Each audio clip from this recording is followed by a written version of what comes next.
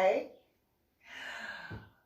Reverend MeeLing, Reverend Susan MeeLing, Lady Dori, Belle, Susan MeeLing. I've, been known by a few names. So I'm going to continue reading from the Book of Mormon, which is ironic because as I go through the book 1 of Nephi, I would guesstimate there are certain similarities in certain books I've written, specifically the first two, Finding a Silver Lining and Finding the Silver Lining by Susan MeeLing. That's me. It's kind of ironic. Weird little coinky dink. But in a more modern era. Anyway, 1 Nephi, chapter 5. Sarai complains against Lehi. Both rejoice over the return of their sons. They offer sacrifices, the plates of brass containing writings of Moses and the prophets. The plates identify Nephi as a descendant of Joseph. Lehi prophesies concerning his seed and the preservation of the plates, about 600 to 592 BC, before Christ.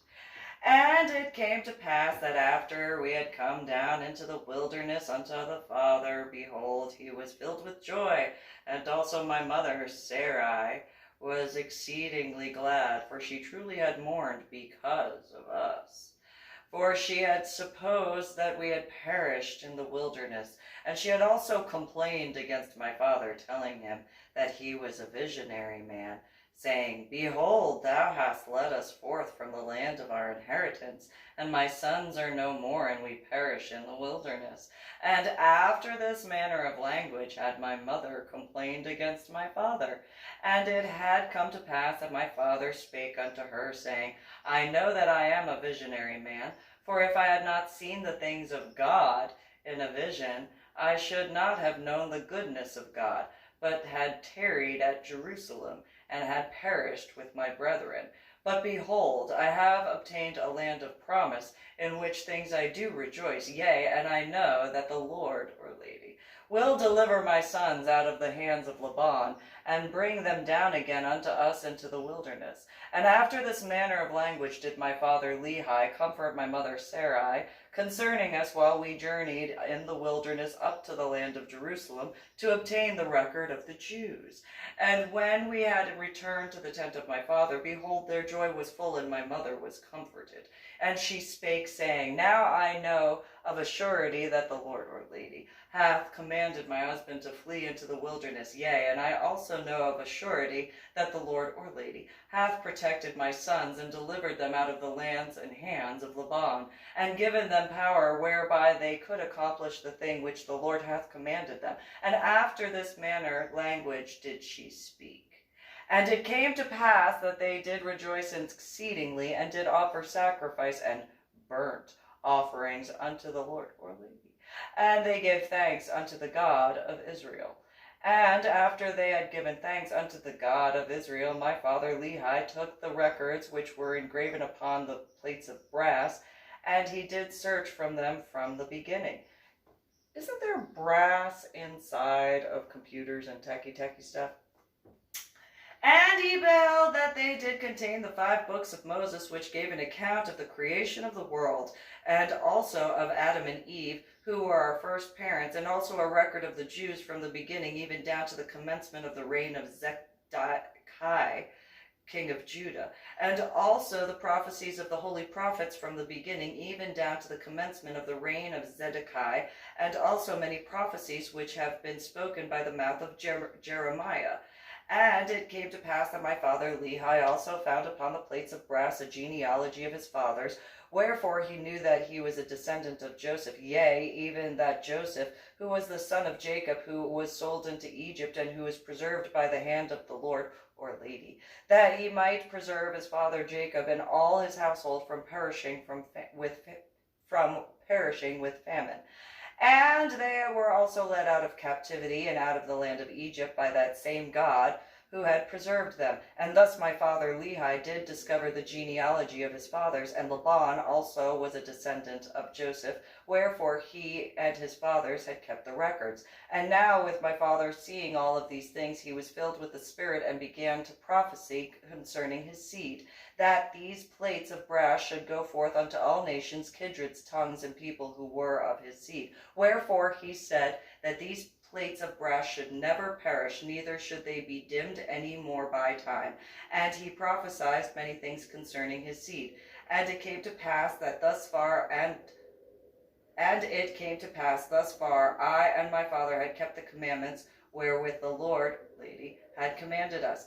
And we had obtained the records which the Lord, lady, had commanded us, and searched them, and found that they were desirable, yea, even of great worth unto us, insomuch that we could preserve the commandments of the Lord unto our children. Wherefore it was wisdom in the Lord, or lady, that we should carry them with us as we journeyed in the wilderness towards the land of promise. You could almost make a joke, though my Medal of Honor art project was not a joke, though the aspects thereof. Because again, as I have said before, and that includes and does not limit to the point of saying at the time, when I went to the comedy club in Seattle, the day that it was announced that Robin Williams had passed, it was not to make fun of Robin Williams at all. It was actually to honor and commemorate him and his family. It was to be respectful because he had survived quite a bit. And despite how his life had ended, he had accomplished quite a lot. And I thought that after hearing of his passing, that he would not want people who would attempt to make the world a better place in whatever way they could, even if it was simply laughing at their own follies, to push forward and continue on. It was not to cause any distress to anyone that he knew personally. It was not to be disrespectful to anyone he knew personally. Not his children, not his spouse or prior relationships or anything of that nature. It was to be respectful. However, on that day, and what I'm referencing in regards to my Medal of Honor art project, is if it was not for the military, because there was a comedian who had gone up on stage and he had said that he had prior military service, and I said, thank you. And he just adds no, and it was like, no, despite how you might feel about how your time in the military was, you cannot blame the entire military for what occurred. And if it wasn't for all of those before and in current times as well as future times, you would not have your First Amendment to get up on stage to do what you're doing. I wouldn't have that ability either. I may not be nearly as good as, obviously, Robin Williams. Realistically, look at his record as to all the stuff that he did, how many people he made laugh. And despite what he had overcome, that is not what I want for any comedian or all comedians. At all. I don't want that for people. I don't want it where life becomes so egregious that you feel that the last and only resort is to end it with suicide. And as someone who has survived multiple suicide attempts, I have. And this is not an attention-seeking sort of thing. I have attempted suicide. I've survived every attempt. It's ridiculous. It is ridiculous. However, the realistic aspect is that I did not want, nor do I want, people to have such a level of upset in their lives that their only resort is that. Now, if you've done so many things such as cherubim ones have, that is another story completely. But in reference to people similar to Robin Williams, who have gone through such extraordinary circumstances that, to succeed in so many ways,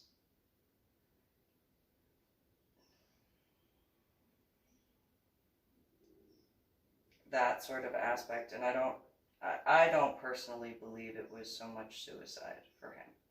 I believe it, in certain regards, it had to do with too many medications and not being able to find a balance in regards to that. That's actually what my personal feeling is on that. That he was on so many different antidepressants and painkillers and this and that, that his brain chemistry just wasn't able to process certain things. I couldn't prove that, obviously. I also don't know what he was taking at all. However, I know that after coming out of the coma and being in medical hold, I had multiple times, because I didn't know how to deal with the amount of pain I was in. I had no idea how to deal with that.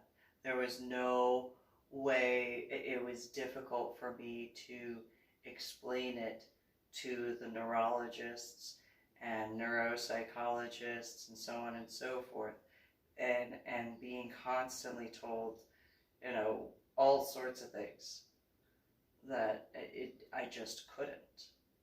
And nobody, I literally had nobody in the nearby vicinity that could assist me. Nobody could explain it to me. And I don't want that for anybody, obviously. I also don't deny that at some point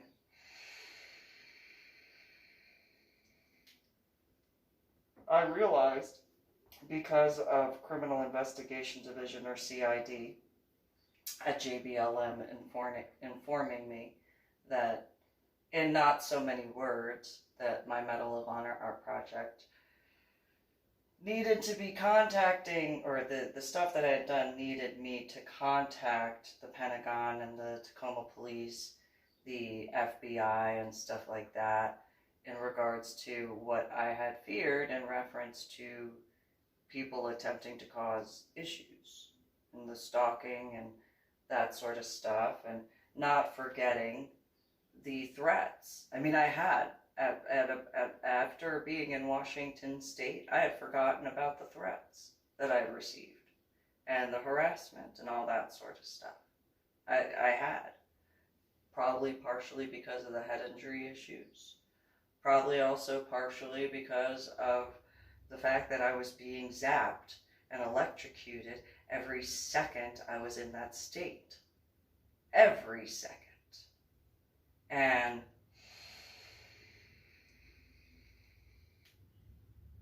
there was a point where it dawned on me that I think I was in Iowa, and I lost several days.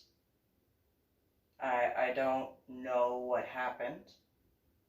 I know it didn't have to do with my medications, but I know something happened where I lost several days. I had already finished the aspects of that particular trip, but I have this weird pain right here that throbs every now and then, and it's in the bone. It's not like and it's similar to essentially where the divot is in my head from where my head was hit as far as the metal part of the bunk in basic training. And so if something occurred while I was on my Medal of Honor art project trip that caused me to lose several days in regards to those who were obviously stalking me during my Medal of Honor art project, then my question to you, whoever those individuals are, and I don't mean in reference to the compassionate, honorable, and righteous ones, because obviously that's why they got involved. That's in reference to the cherubim ones that stalked and harassed me, and possibly those who were a part of the threats. How do you look at yourselves in the mirror in any way, knowing whatever occurred and you did nothing to help? I mean, I do have little bits of dreams here and there in more recent times and being in Texas where I'm laying on a floor, which I don't really understand that, and I'm covered in blankets or sheets or something, and I don't understand that at all. Though if there were those who were directly there in that particular hotel in Coralville, and instead of actually helping, did nothing, well,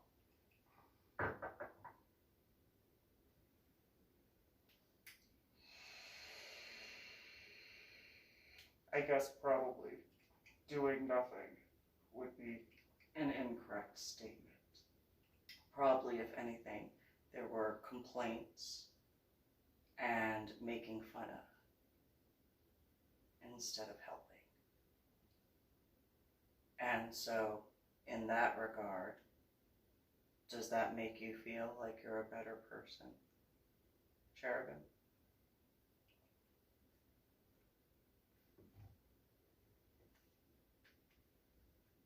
What does that say about your lack of humanity?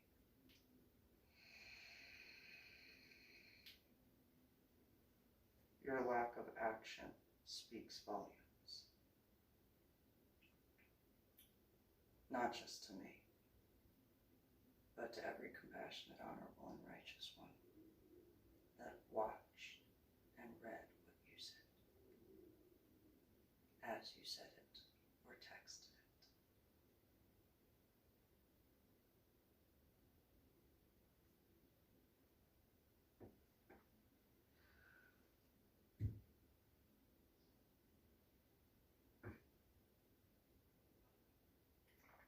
And seeing how I recognized Patrick Kennedy's son, Aiden, who looks similar to the boy in 725.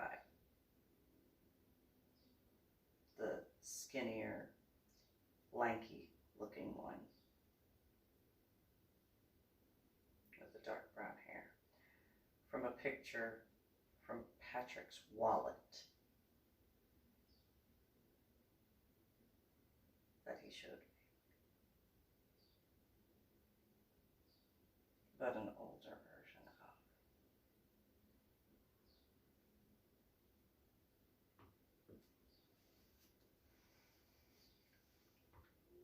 As that female in 736 looks similar-ish to a tan version of Christine or Sandra without a tan.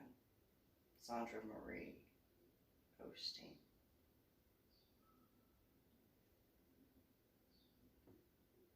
And then there was a female in regards to her wearing a floppy hat when I would go to the office fairly often that looked similar to either a grown-up Ariel Marie Osteen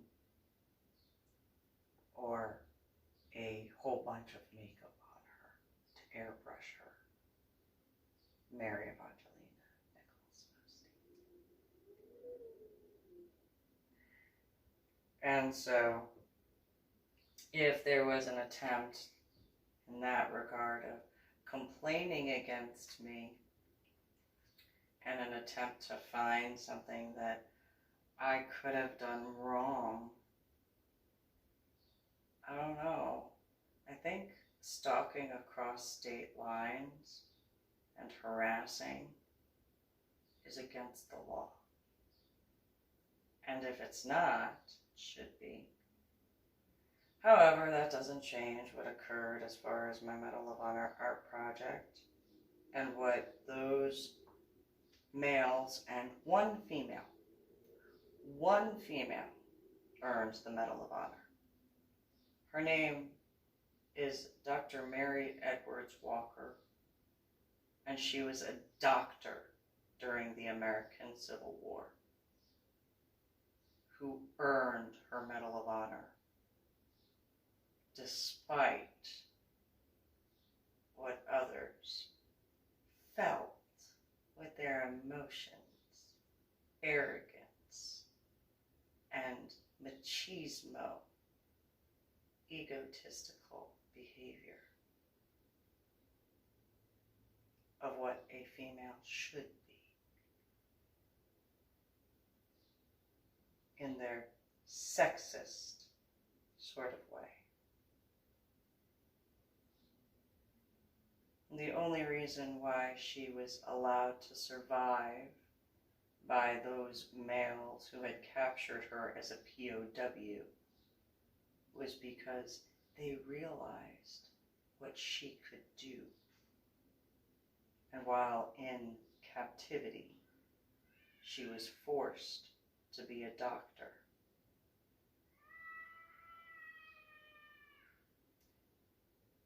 Though I can say she didn't help with any anesthesia for the enemy side.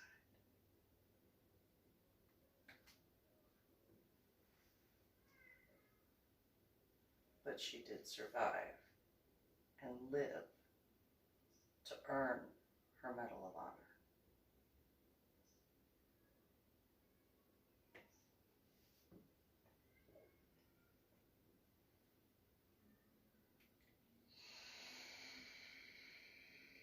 The irony, which is not reported, is it was the female nurses who had told the enemy where she would be for her capture to become a POW. I have said, if you don't learn from history, and I know I'm not the only one who said this, you're doomed to repeat it. It sickens me how accurate that statement is.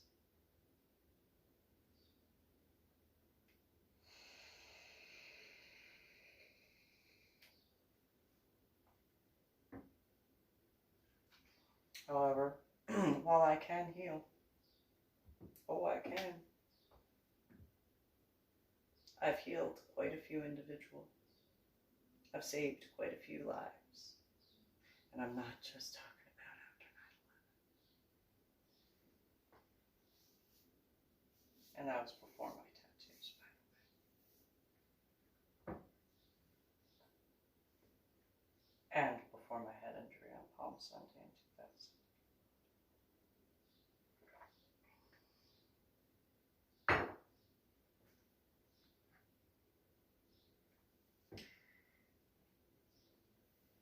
But quite a few after my head injury on Palm Sunday in 2000. But there is nothing that can heal a cherubim. They just are what they are. And that is their curse for all of eternity. To be recognized for what they actually are, once their masks have been removed.